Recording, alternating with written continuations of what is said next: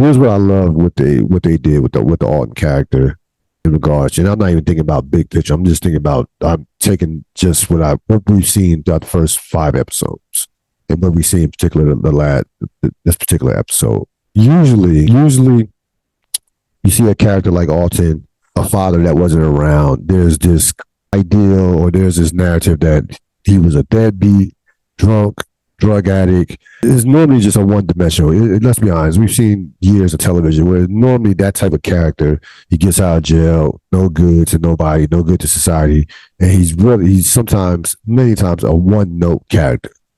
And he comes out, and it can be a story of redemption, or it's going to be a story where he's going to continue doing what got him to the point to where he's at in life. Alton was not. This was not the case with Alton coming out of prison. Immediately, this guy, now he comes out, listen, he has a beard, whatever. He wasn't dressed up, and he just got out of jail. Of course, he had some alcohol and had some drug problems. Clearly, Alton had some issues.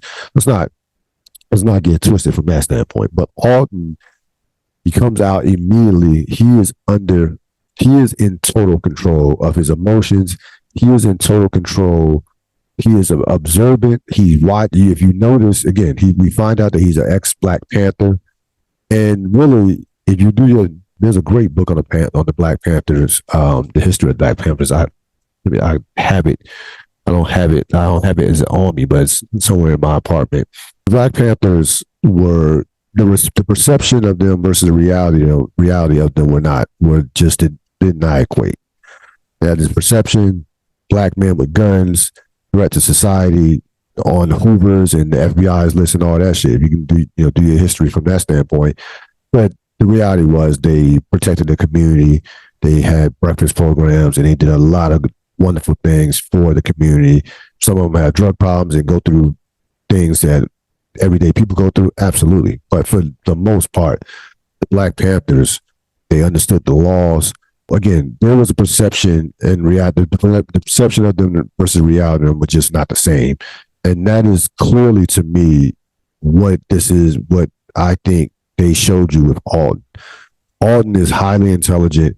Again, Alton came at, and we'll break down the scene with Franklin Alton later when we look at best scenes, but he comes out, first of all, Franklin loves Alton. He loves Alton. He's curious about Alton. He bailed Franklin. Alton was not begging Franklin to bail him out. Franklin made the choice to bail Alton out of jail.